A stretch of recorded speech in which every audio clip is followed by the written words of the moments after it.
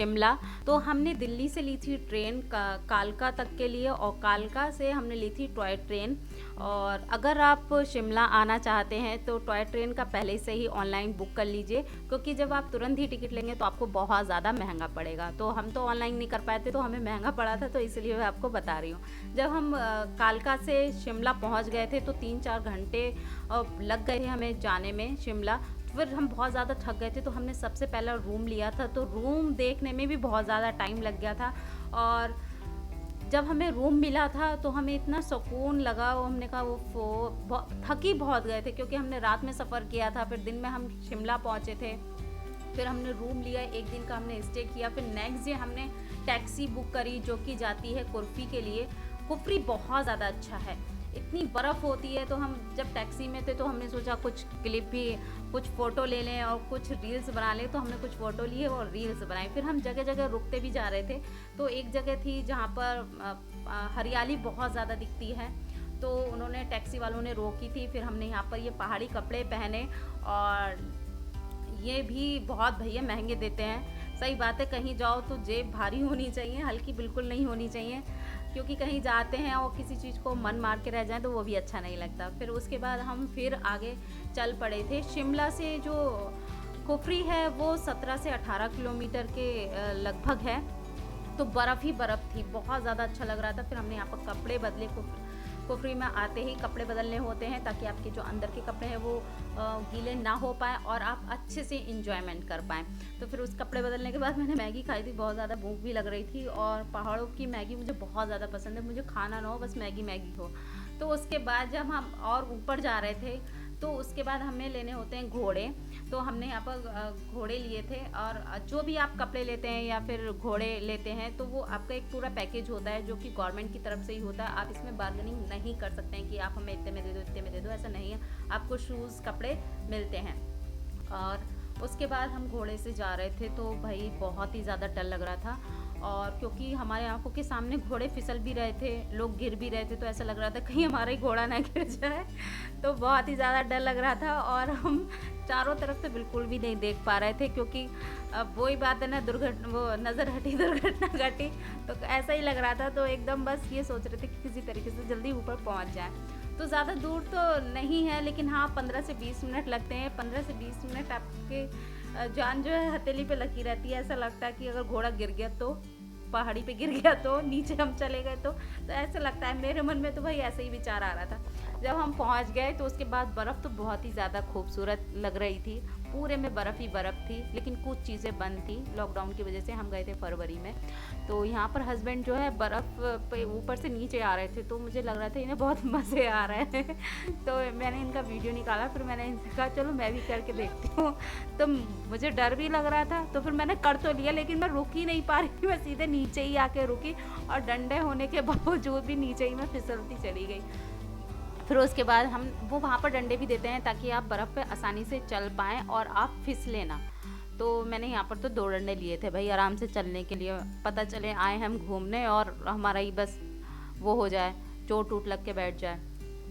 तो हमने एंजॉय तो बहुत करा। आप जब यहाँ पर आते हैं कुफरी में तो वाकई में इतना मज़ा आता है, बहुत ही ज़्यादा मज़ा आता है। चारों तरफ तो बर्फ़ थी, और हाँ इसने अगर इधर स्नोफॉल भी हो जाता तो और भी ज़्यादा मज़ा आता। लेकिन हमें जो है स्नोफॉल बिल्कुल नहीं मिली, बर्फ़ ही बर्फ़ मिली।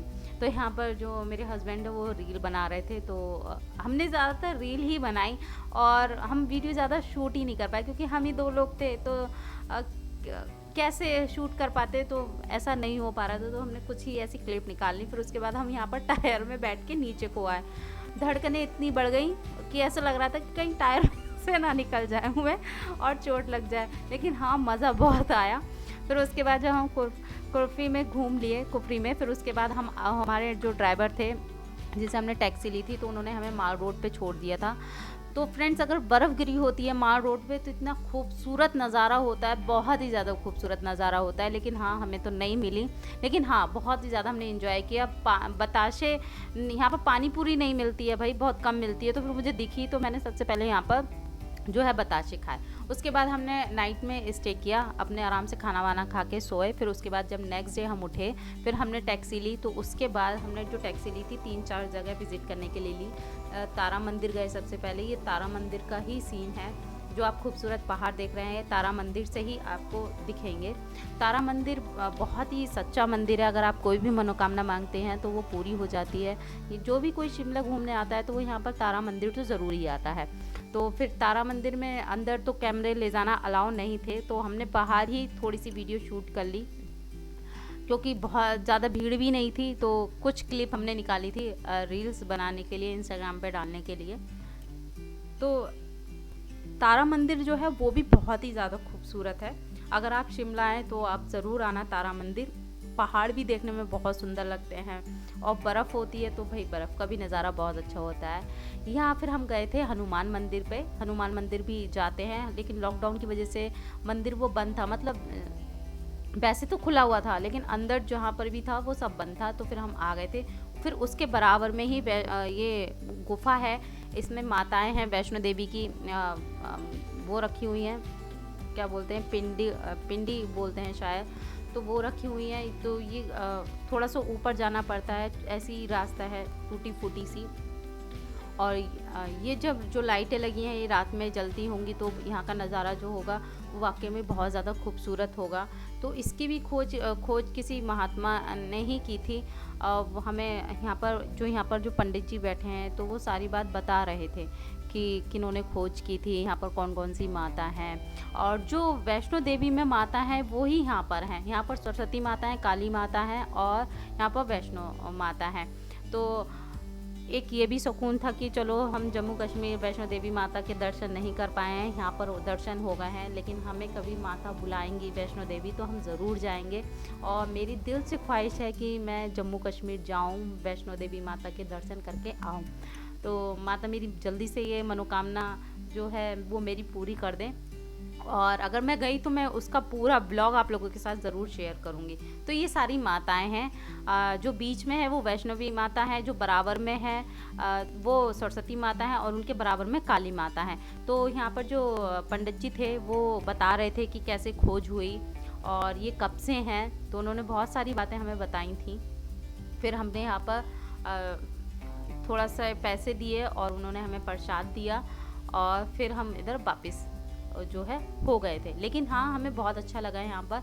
और फ्रेंड्स, सबसे अच्छी बात तो ये है कि आप कितने भी थके हुए होते हैं, कितने भी आपका मन अशांत होता है, अगर आप किसी ऐसी जगह चले जाते हैं, मंदिर चले जाते हैं, तो आपकी सारी थकान भी दूर हो जाती है, जो भी टेंशन होती है वो भी ख़त्म हो जाती है, और मन इतना शांत हो जाता है, बहुत ही अच्छा फील होता है। ऐसा लगता है कि बस यहीं बैठे रहो और चारों तरफ के नज़ारे देखते रहो। तो बहुत ही बढ़िया लग रहा था मंदिर जाके। फिर हम उसके बाद हम गए थे राष्ट्रपति भवन। बस हमारी एक दिल से ये इच्छा थी कि हम जाएं शिमला, तो जो है स्नोफॉल हो जाए, लेकिन वो इच्छा हमारी पूरी नहीं हो पाई। लेकिन हाँ, एक चीज़ ज़रूर हुई हमारे साथ, वो आप आगे देखें, ज़रूर देखना। अगर आपको ये वीडियो आपको अच्छा लगता है तो लाइक ज़रूर करें, शेयर ज़रूर करें, और हमारे चैनल को सब्सक्राइब ज़रूर करें। तो फ्रेंड्स, ये तो हमारे माता के दर्शन हो गए थे, क्योंकि वो हमें बहुत कुछ बता रहे थे, तो हमने पूरा ही वीडियो शूट किया था, लेकिन आवाज़ क्लियर नहीं थी, तो जिस वजह से हम आपको आवाज़ नहीं सुना सकते हैं। तो जितना मुझे ध्यान रहा वो ही मैंने आप लोगों को बता दिया। मेरे फ़ोन में स्पेस ख़त्म हो रहा था, तो फिर मैंने सोचा क्यों ना इस तरीके का वीडियो बनाकर आप लोगों से शेयर कर दिया जाए, जो कि यादें हमेशा बनी रहेंगी। फिर उसके बाद हम जा रहे थे राष्ट्रपति निवास, जो कि बहुत ही पुराना बना हुआ है, अंग्रेज़ों ने शायद इसको बनाया है। और जब यहाँ पर बर्फ़ गिरती है तो भी बहुत ज़्यादा खूबसूरत नज़ारा होता है फ्रेंड्स, बहुत ही ज़्यादा अच्छा लगता है यहाँ पर। तो हम ऐसे यहाँ पर जा रहे थे।